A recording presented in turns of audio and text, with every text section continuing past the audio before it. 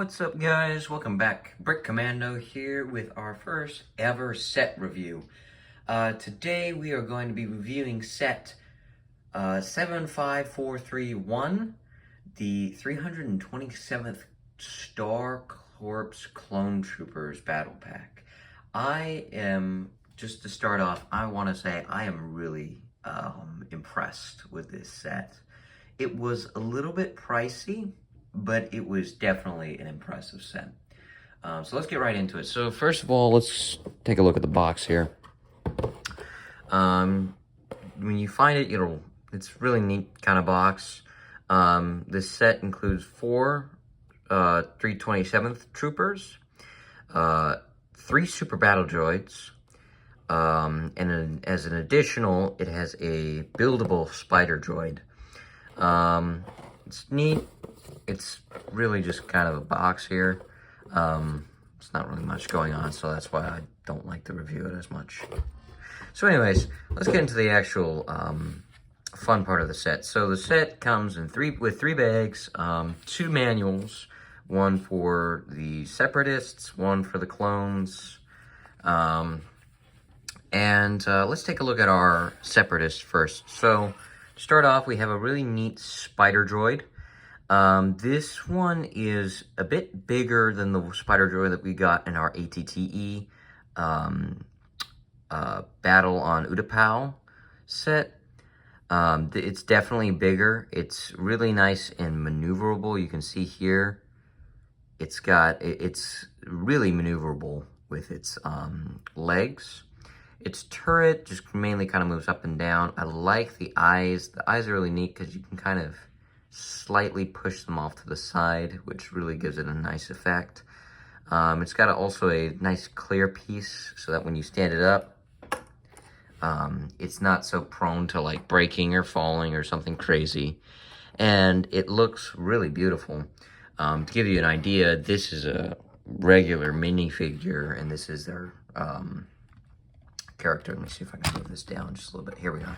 So this is the spider droid, and this is our clone trooper. So it's rather big, definitely big.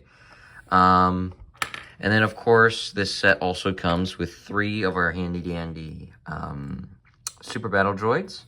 Really neat, really nice. Same thing that we got in that battle pack with the regular clones and the really big. I forgot what you call the droid. The one with the 3 big legs. Moving on, we have some of our first 327th clone troopers that we've had in a very long time. These are really neat and really nice. I love the printing on them. If you look closely, the printing is very like battle scarred kind of. Very bad, but all the clone troopers have the same printing. And we actually have our first ever plastic pauldron that ever came with us. It's a bit different than I imagined it. I thought that it would actually be like the pauldrons in the movie where it goes all the way to the neck, but you see it like kind of chips in this point and then it just kind of goes off into the like space where you connect the neck to the piece. However, I realized that if they were to make it the way, like a lot more accurate looking, it could hinder a lot of like it would not be able to do it because since that chip is there, it actually, if it wasn't there, the piece would get stuck and would get really funny when it would meet this part of the trooper. However, it's really beautiful. The arms can move in a good wide range. It can't really move up at all, but it has a good wide range of motion with the arms. Printed waist capes. I know many people talk about how they want like actual waist capes to go with Lego. This set, I would say, would probably be more of an exception because it's got 4 troopers with waist capes that are printed. It would be cool if they had 4, but I'd imagine it would make the set a whole lot more expensive. Which reminds me too, this set is like $44, not including tax. So just a heads up, it's a bit bigger in bucks. Me personally, I was not thrilled with the amount of money, but I do appreciate the quality that comes from Lego. Yeah, so that's one of our 332nd Trooper. We have one with a regular blasters. We got another one. He's got a pistol and binoculars. Again, these are our original binoculars. These are the ones that a lot of clone sets used to use before they kind of upped it into those new ones that looked a bit more Star Wars-like. I don't know why they didn't include it. I'd imagine because it's our first ever Polton set, and it's already pretty expensive as it is. We also have like a kind of like a specialist trooper here. This one I really like. He's got a sniping rifle, same print, and he's got a brand new crosshair or visor. It's a little bit more sturdy than the other one because the other one was a lot more stick thin. This one seems like it's been reinforced with like just more material just in general.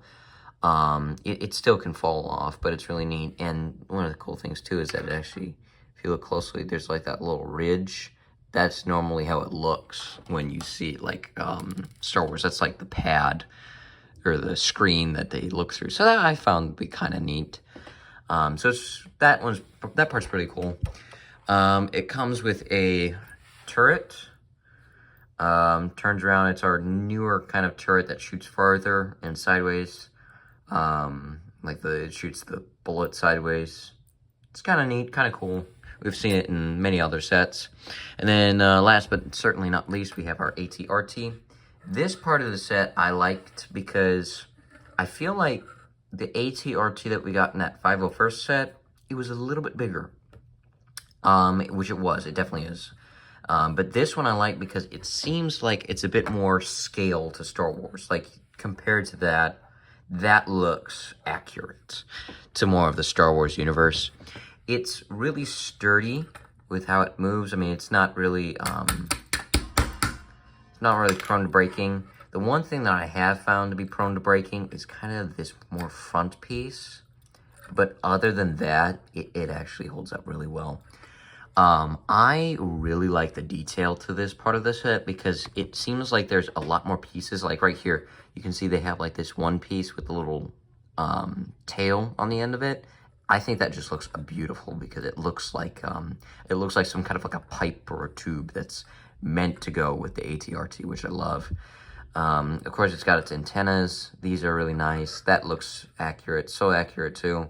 It's got a cool holder for guns, so if your clone is occupied up here or with this little tiny gun, you can put those back there. And one of the neat things too is that if you take it like by the top of the barrel of the gun and you can face it inwards, it looks like it actually is also part of the piping and the tubing, the working mechanics of the walker. But that's just me.